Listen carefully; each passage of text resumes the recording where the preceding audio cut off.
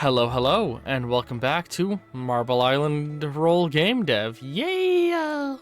Oh boy! Oh boy, developing a game. Last time we had built all of these walls around the jungle, and now we're gonna try and tighten up the terrain around these walls. Make everything look nice, you know? So pull out our landscaping tool. Go with a smaller size.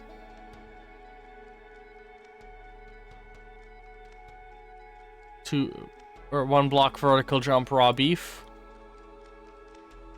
That's what this is right here. This is raw beef. This is what happens when you go too long without doing one block vertical jump raw beef. I'm sorry. Fucking... What's the series called?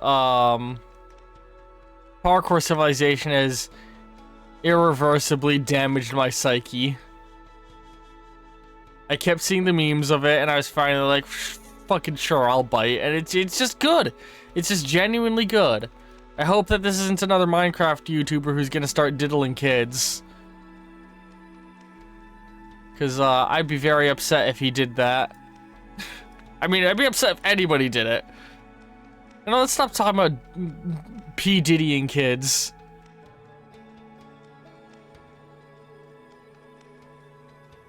Good way to start an episode, Brian.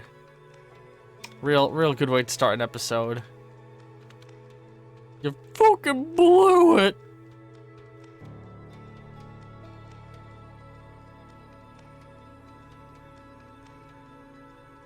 Alright, just push that in a little. Alright, hang on. Hang on, let's completely cut brush fall off for the purpose of what we're doing here.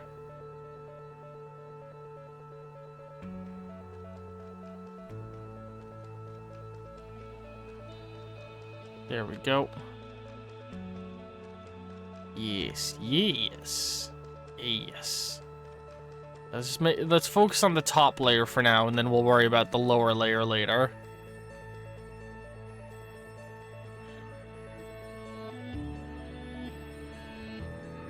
I think we need to do a slight raise here.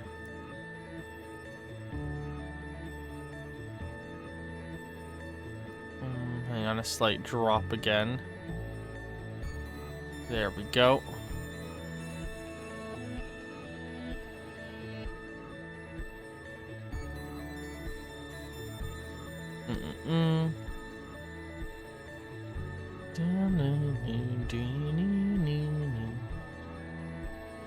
I love doing this. Just something very basically enjoyable about this, like, sort of virtual sculpting.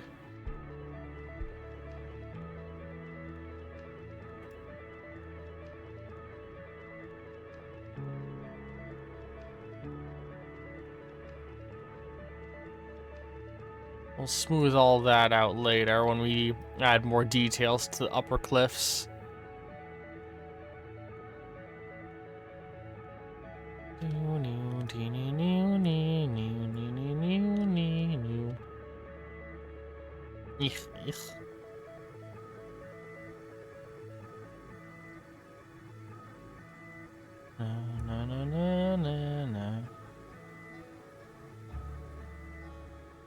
This is all gonna have to get painted up to be the right color eventually.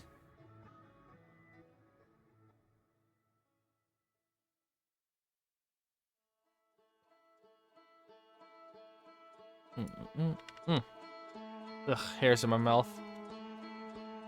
Yeah, ultimately I want, like, every square inch of the island to be navigable terrain. Like, I don't want to have an elevated area that is, like, just, you're not allowed to visit this area, it's just here to be part of an artificial barrier.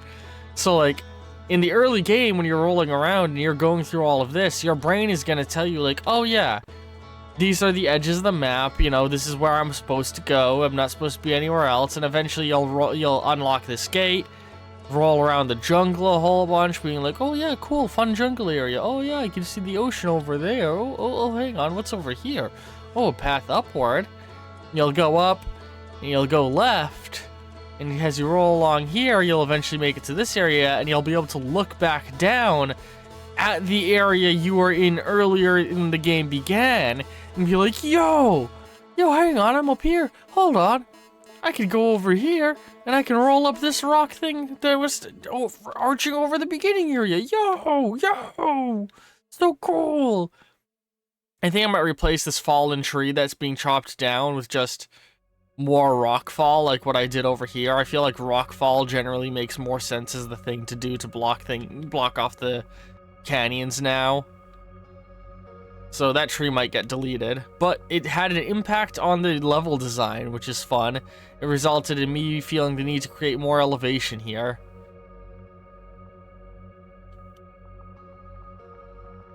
That's why part of why I'm enjoying filming, like, every single step of the creation process here is, like, you know, it tells a story. Everything going on here is part of a story that's being told of how this game is becoming what it is. Low-key, when I start making games long-term, I wouldn't mind doing something like this for every game I make. And just like preferencing people with yo, you'll keep in mind you're gonna be spoiling the game if you watch these videos, so it's, you know, watch at your own risk.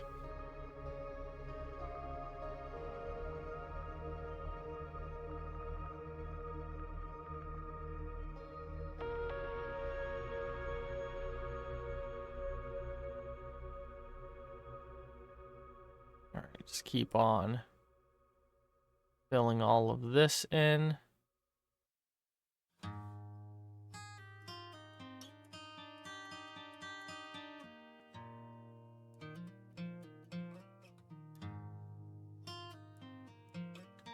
Ah, yeah. Oh, yeah. It's all coming together.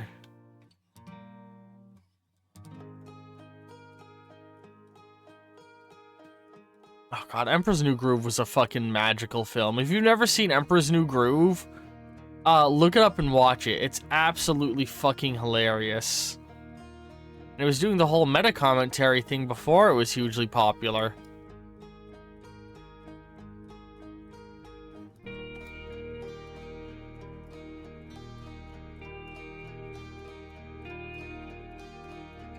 It's also one of those classic cases of a Disney movie that Disney themselves were actively trying to fucking sabotage, and then ended up doing really fucking good. It's almost like the executives at Disney don't understand what people like. Come on, don't give me that 90-degree angle shit. What is happening here?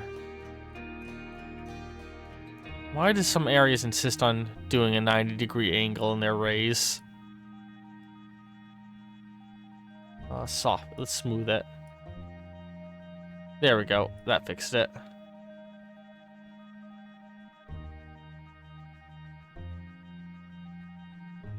Once this is all painted up, it will look much nicer.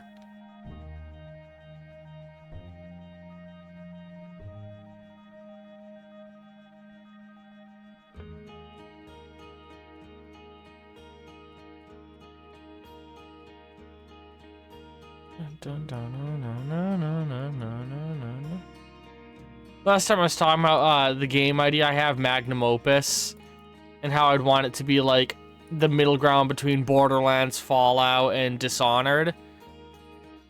And has a Fallout like any good autistic Fallout fan, I have gone through and thoroughly looked at the Van Buren design documents, the unreleased Fallout 3 being made by the original developers.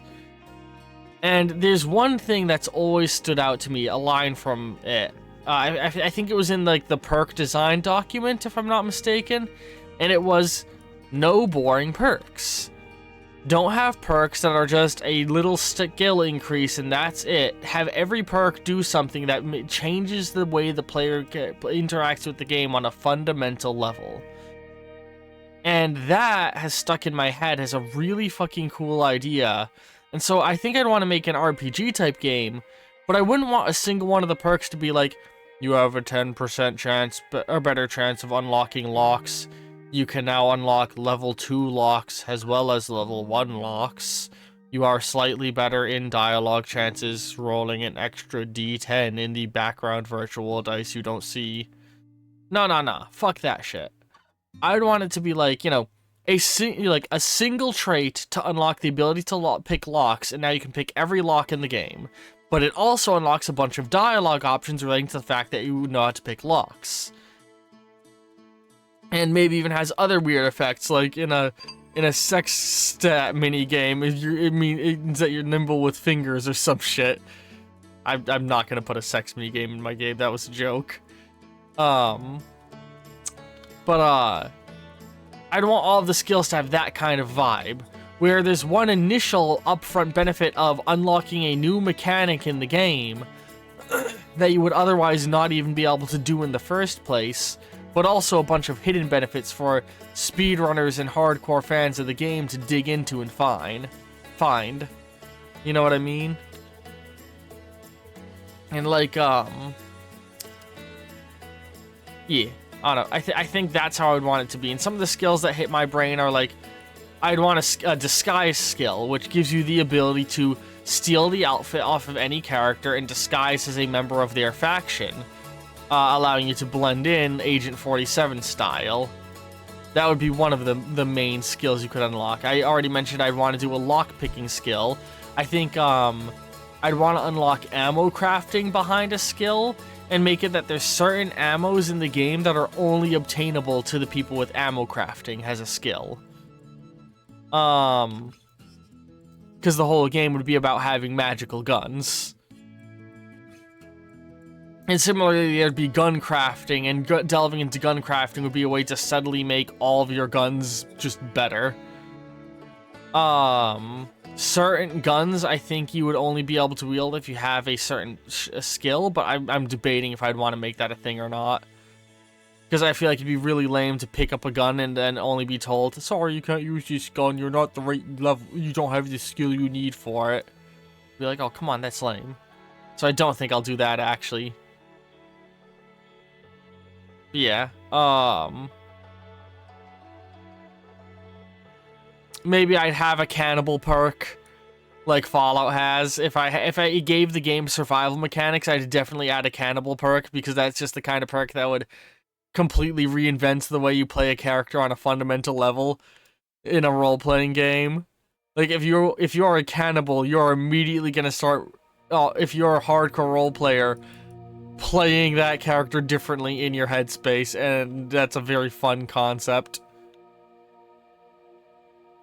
What else? What are some things I'd want?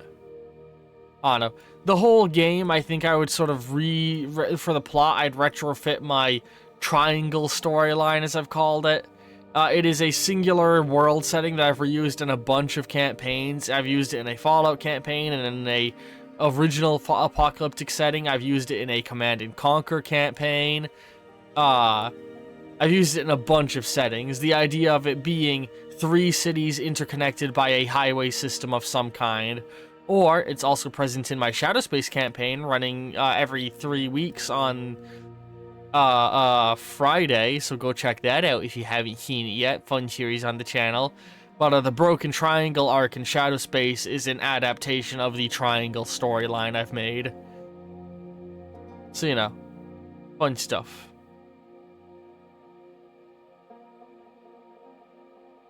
Oof. Hang on. I think part of the issue is there's been a subtle drop in terrain height that I need to make sure I'm matching with my blobbage. There we go. Yeah, that was the issue of why I couldn't get it to look good.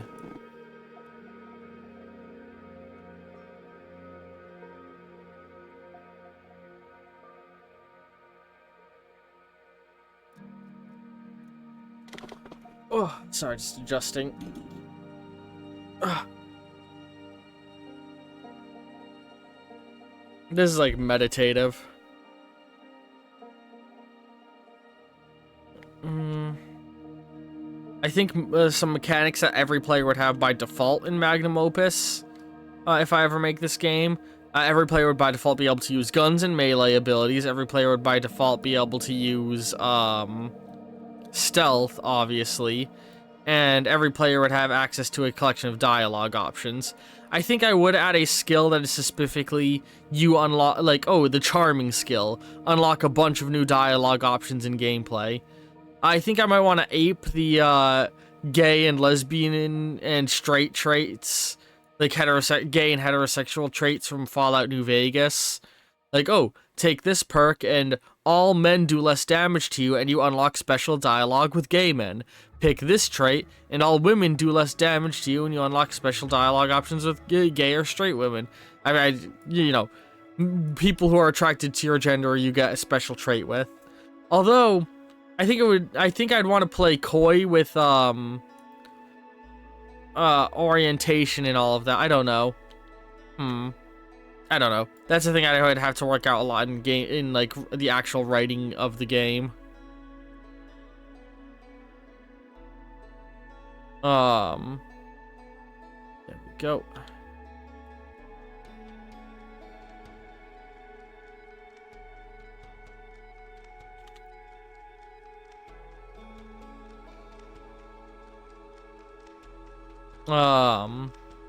Trying to think of other things I'd put in my magnum opus game if I made it. I'd definitely want to have an animal friend type trait that allows you to, you know, make animals your ally.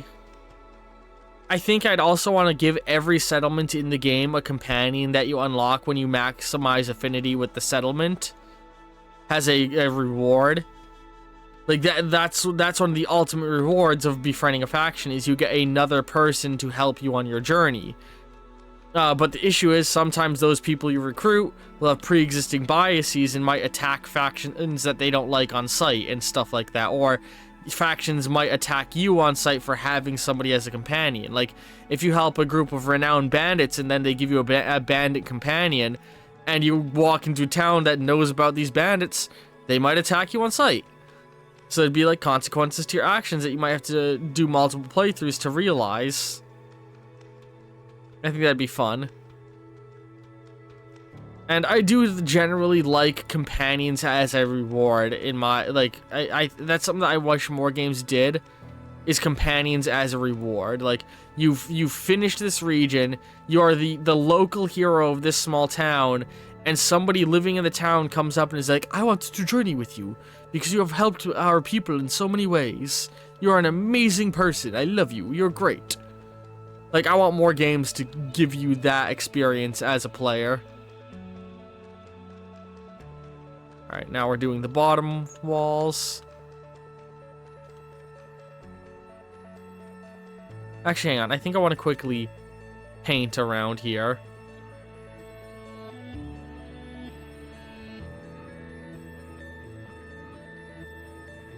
I don't mind if I get a little bit down onto the other areas. I'll clean up later. Whoa! Oh no! Okay, whew. Panic attack there.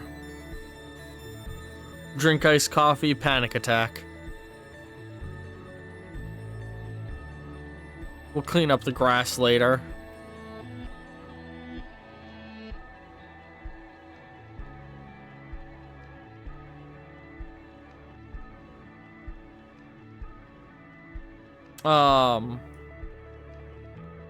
Words. Yeah, I think companions as a reward in games is a very underutilized thing. And I would also have no player cap on the game, or party cap. You could, like, recruit 1 million people and have them all following you all at once. Either that, or I'd make it that initially you can only have one companion at a time and you'd have to take a trait to have multiple. But once you take that trait, you are uncapped on companion count. However many people you can recruit.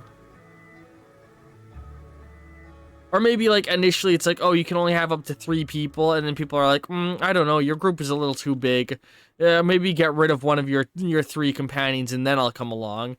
But if you get the trait, like, I don't know, Caravaneer or something, it uncaps your amount of players you can have. You can have unlimited companions after getting that trait. That's how I would handle it.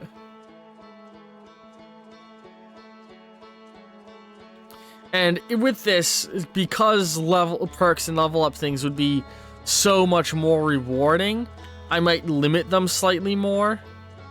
But then the other thing I think I'd want to do is have it be that your character can directly tap into magic in them, and you'd be able to get Dishonored style abilities as well in your level up. So you can get the ability to teleport, and bing bang boom, you're navigating the world in an entirely new fucking way. Or an enhanced strength ability, and bing bang boom, you're now like kicking down doors instead of picking locks. And that's one of the big things. I'd want it to be that I build every single dungeon, every single puzzle should have 3 solutions minimum, would be one of the rules of design. Any dungeon or puzzle you find yourself doing, 3 solutions minimum. And because that's where the Dishonored end comes in, is like, I love that in Dishonored and Prey and the other Arcane games, that no matter what ability loadout you have chosen, you can get through the game. And that's what I'd want to do, is no matter what ability loadout you choose, you can finish every quest in the game. It's just sometimes you will finish them in a less rewarding way, or a more punishing way, depending on what you have. Alright, that's looking pretty good for the terrain molding. Let's take out the paint and then repaint the grass now. Very carefully around.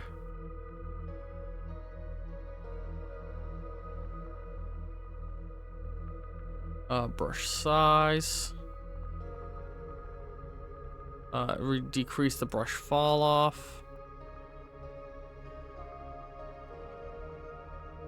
by a bunch. There we go. Why does this square in particular bug out when I'm painting it? There we go. What is happening?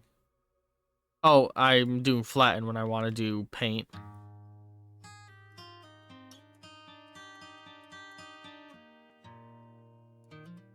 I know it's weird at the beach right now, but the beach isn't even, like, in its final state. We're gonna touch up the beach and make it a little different later on.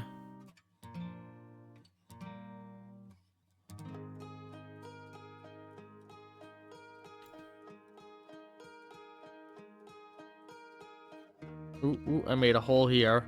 Now, I could play with the terrain a fuck ton more. But honestly, what I'd much rather... Oh! Still needs work, just followed. Thank you for the follow, still needs work. Your username perfectly describes my ability to make games. Just add a lot on the end there. There we go, that's the easy way to hide that hole.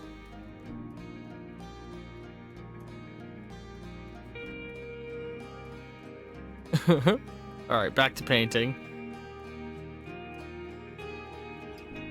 Wrong tool. And escape, there we go. Ooh, what was that message? I just saw it. Hello. This is, you've come in on me working on my first ever game. If you know anything about Unreal, I've got a slew of little questions that I would love to ask somebody who knows what they're doing. If you're one of the people who came from the Unreal Discord server that I posted on.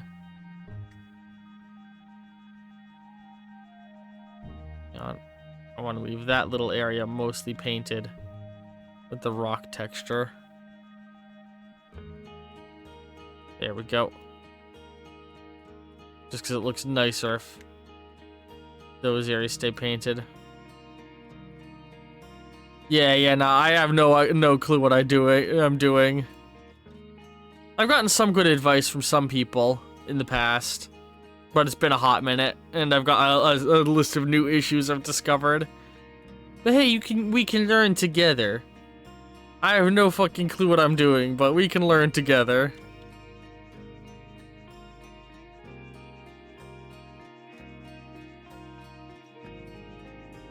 We'll make that transition look nicer later on.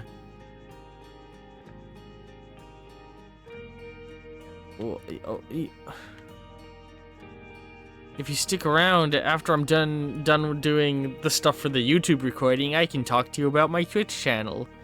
Yay, and I can plug my own content. Yay! Alright, so far, taking a while.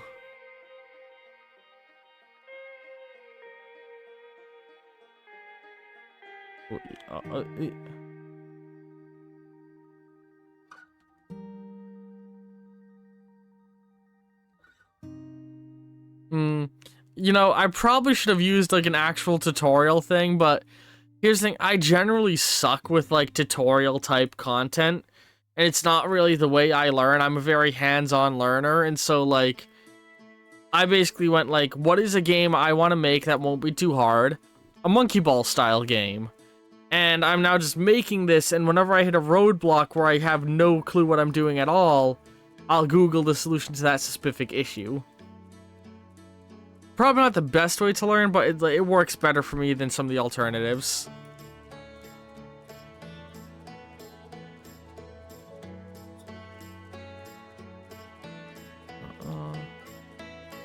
Okay, didn't create any holes there. Got a really bad tickle in my nose. Yeah, right now we're just working on smoothing up the walls of what will be our jungle region here. Here's the whole game. This is the entire game map currently. You can tell the areas that I put more effort into.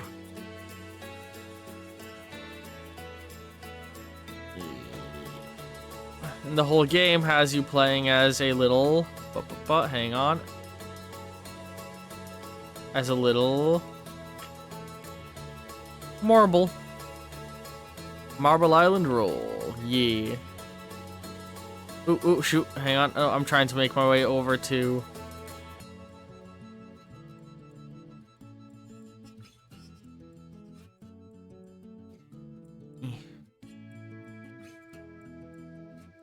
Yeah, I'm kind of figuring things out as I go. Ready? So, this is where the game's gonna end, is on top of the volcano. And one of your big rewards for getting to the end is this giant slide you'll get to go down. Whee!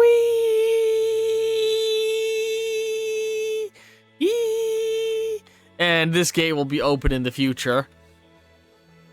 And on the other side of it is a ramp that I've tested. So when you hit this ramp, you'll get yeeted off into the distance. Oh, you know, I didn't think about the fact that I've added this rock since then. So you might hit that rock. Whatever. It's fun. This jungle path that I put a lot of effort into is a part I'm particularly proud of. This is the area that we spent a majority of the game development on up to this point, is getting this all looking really nice. Although I've still yet to finish the canopy texture that I want to put over the top of it. Whee. Yeah.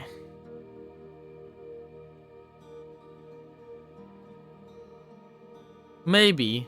I'd have to test out how the ramp works, in correlation to the rock. Because I don't know if the player would go large or far enough to land on top or not. I'll have to figure that out. Anyway, let's get back to doing texture work. But yeah, the end goal of this game is to put, like, I've described it as a middle point between Monkey Ball and Mario Odyssey, where it's a marble rolling physics game where you're just rolling around, the environment has, you know, a marble. And, excuse me. The, goal of the game is to find a whole bunch of collectible magical idols scattered around the map and save the island from the erupting volcano.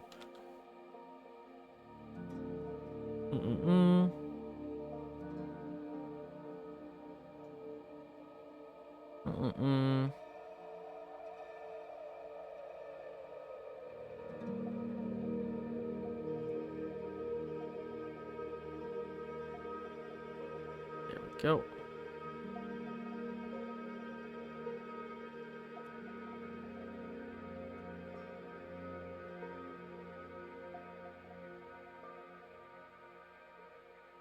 Oh man, I was just thinking, right now I don't really have a good way to represent the danger of the erupting volcano. But now I just had the thought of maybe I should have a couple of lava trails leaking off certain parts of the volcano all in the long-term design. But then I thought like, oh, but I don't really want to have the player ever die in the game. So like, what's a good middle ground substitution for that? And I was thinking about it for a second, and then I realized I can make it, that the player... Ooh, actually, I kind of like the rock texture creeping out here a little. That was unintentional, but it looks very nice. What was I just saying? Oh yeah, instead of because like I've already decided that if you go into the ocean, you just get pushed back to land by a force that I'm gonna put in eventually. And I think I might have lava do the same thing, where when you touch it, it'll play like a youch sound effect and like throw you back several feet. I think that's how I'm gonna handle that. That'll be very fun.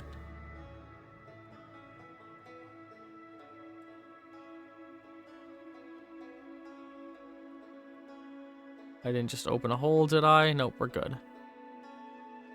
Alright, back to paint. Yeah. So long term, I think...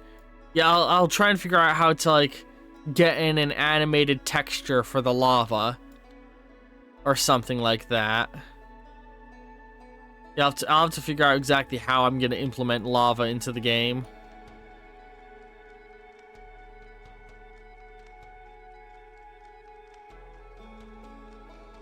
No, so the idols are gonna be these little golden marbles that float around.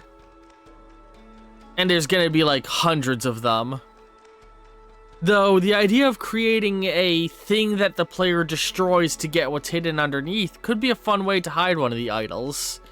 Like, oh my god. You do something to destroy this rock and there's an idol under it, could be a fun one. Or make something else entirely separate that you destroy. Yeah, some of the idols are just going to be sitting in plain sight. Some of them are going to be behind a tricky roll section. Some of them are going to be hidden behind things. And long term, I want to implement a quest system of sorts, where by doing tasks for denizens of the island, other marbles that live here, they will reward you with marbles that they've collected.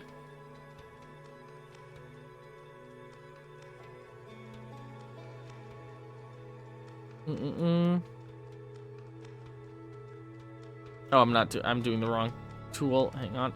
Switch back to sculpt.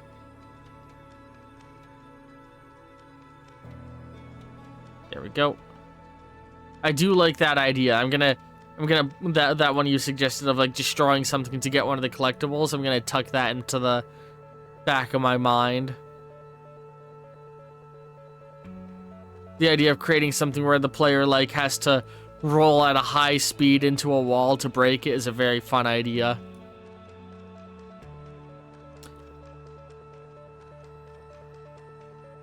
Something I know I want to implement eventually is that when the player gets enough collectibles, they'll eventually be able to get upgrades, including a speed boost button and a jump button.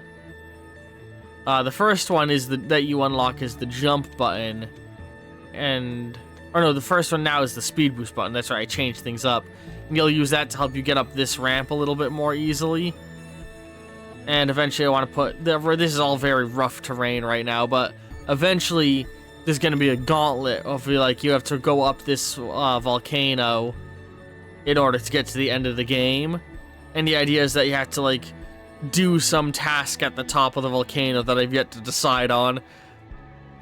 I'm thinking I might want to just make the inside of the volcano like a sort of pseudo boss fight where you roll into the volcano and have to like go through an ultimate obstacle course inside of it. But I've yet to work out the exact details in my head of how that will work.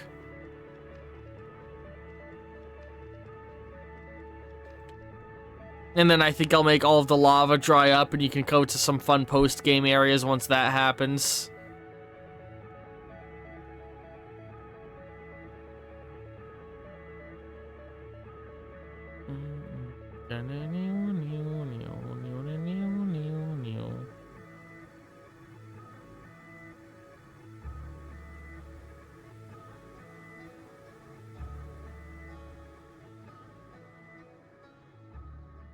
There we go. Oops. Oh, I'm using the flatten tool by mistake. There we go.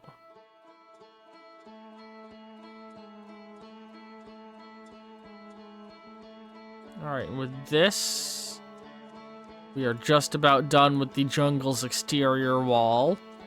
And we can begin working more on the primary internal terrain of the jungle before eventually scattering trees around it.